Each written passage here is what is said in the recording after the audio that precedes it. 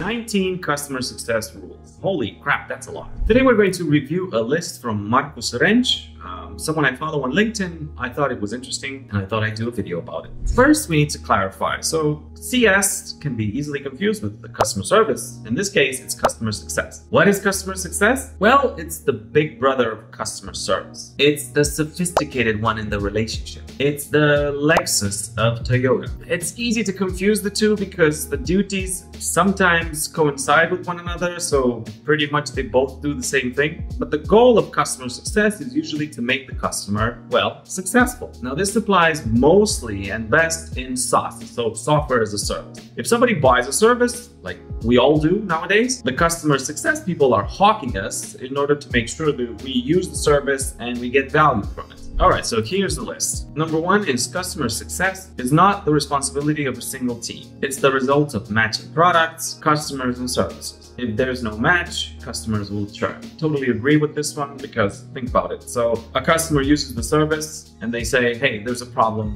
with it, I can't use it. And then the customer success team picks that information and shares it with the product team, with developers, with management. And if nothing is done, then this customer will churn. Pretty basic, right? Your goal is to help customers achieve their goals, even when it means doing something that doesn't scale. I don't know how I feel about this one because I do see the value in doing small things that people will like and they will continue with the service because they receive that nice treatment. I guess my problem with this is that if somebody asks for a feature and it takes a whole bunch of time to do instead of focusing on the roadmap, then that could be a killer for the product directly. So I don't know if Marcus meant this, but let me know in the comments what you meant. Customer success starts with setting the right expectations. No keeping things vague and no overselling or tricking customers into buying. Well, this is part of running an ethical business, and if you oversell to a customer and you promise them the world and then the features are not there, then this customer will just say, what the fuck? And they will go away and they will tell their friends, this was definitely not worthwhile, so don't go into that trap. Oh, another ethical one. Sell only to customers that will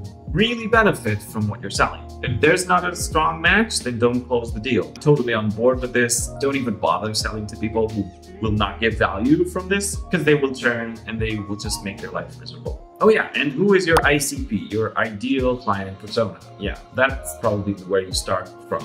The goal for your onboarding should be to give customers quick wins, deliver proof of value, and get their buy-in for playing the long game. I like this one a lot, and we apply it in our customer experience agency where we do Zendesk consulting. We try to give as much value in the beginning so the customer is hooked, so our customers are happy and they get a confirmation that, yeah, this is the right choice. By the way, my name is Dominic. I'm a customer experience enthusiast. I've been doing it for 15 years. I didn't even know it was customer experience what I was doing when I started out, and 11 years as Zendesk consultant. So onward with the video. Churn does not happen because the product is too expensive. All it comes down to is customers failing to meet their goals. You should find out where and why they fail and fix those problems. This one for me is a duh. Oh my God, check this one out. Fire bad fit customers earlier rather than later. You keep spending resources, the customer won't become successful and will churn anyways. I agree, there's always this low paying customer that always wants a discount and always has the most questions and drains the most amount of energy, and eventually they just go away anyway. So better just save that energy for somebody else who actually gets value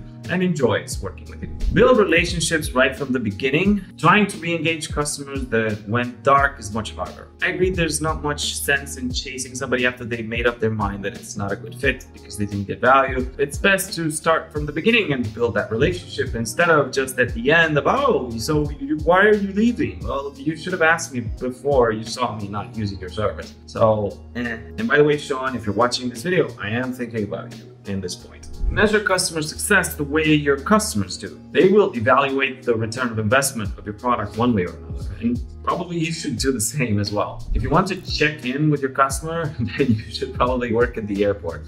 I like this one. Stop wasting your customers' time. Reach out only if you're adding value to them. Yes, I agree, but this one is pretty hard to do because that means you have to be hardwired into what the customer needs. You have to have a sporty lifestyle, you have to sleep well, you have to eat well in order to be receptive and open-minded and grasp what the other person actually needs and love your job on top of everything else so you can deliver this value constantly. Don't guess and assume. Ask your customers about renewals and referrals. Oh man, I have trouble with this one. I do understand the value of it. I probably should do better at this one. You don't need to know everything right now. What matters is finding the answers and solutions eventually. And customers don't care who comes up with it. Precisely feeding into some of the previous points in giving value, people do want to stick with you if you solve their problem. It doesn't care where it comes from.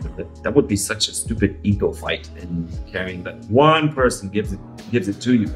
You work with a team, and the person that is assigned to you as a customer success manager or whoever, they will ask around in the team and they will find a solution. So it doesn't really matter. And people who care about these things, like you, the designated person has to solve it, those are bad fit customers anyway. So just ignore them. Use QBRs, quarterly business reviews, as a strategic asset to understand what went right and what didn't. And also why, of course. Make them all about the customer. Yes, everybody's favorite topic is themselves. So make it about them. They will enjoy it.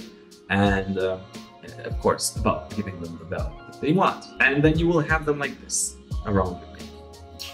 Start every new customer engagement with a kickoff call. If you properly understand your customer's needs, you've probably raised the odds of success by up to 80%. In our line of business, the first part is the discovery phase, which usually is about a third of the time that we spend together. And this is a very boring part. Might be boring for the customer, but the more information we have, the better suggestion we can make so their Zendesk runs smoother. The customer success plan is the gap between where customers are now and where they want to go. Well, this one I don't get very well because I don't work in the domain. Yeah, Marcus, what did you mean with this one? Get feedback the way customers want to give it. Surveys with the 2% participation rates are useless. Boy, oh boy, is that true. Yes, sir. The benchmark usually for getting customer satisfaction is 8% to, you can go up to 20% if you're doing a really good job. But yeah, 2% of people giving you feedback is not relevant feedback. Show that you generally care about success. Ask open questions as often as possible and let the customers do the talking. Yep, this is what I do in my job as a customer experience guy in our business. I like to check in and I like open-ended questions. If I feel the question is uncomfortable, then I have to ask. Then I know it's something that I should be asking because that's exactly what I probably should be doing in order for this customer to be successful. That's a bit of psychology flip over there. I've seen this work in our business. The only reason why we still exist as a company is because customers come back. Don't be afraid about the commercial part of customer success. If you make customers successful, they'll want to buy more from you. Yeah, so there's no shame in asking. If you deliver value, there's always the right time, there's always a wrong time. And if they aren't successful, that's definitely the wrong time. If they are successful, it is a good time. Technology follows strategy and not the other way around. Customer success is not how the CS software vendors want it to be. The customers call the shots. Yep, the person that is paying the bill is definitely the boss. So collectively in a SaaS business, it's hundreds, thousands, tens of thousands paying for the subscription for whatever it is for the product. And those are the actual bosses. Your boss and my boss is our clients. These people are paying the bills and this is how we have this company going. So yeah, this has been the update. I hope you've enjoyed it. If you like this content, please like and subscribe. I'd be really grateful and I'll see you in the next one. Bye.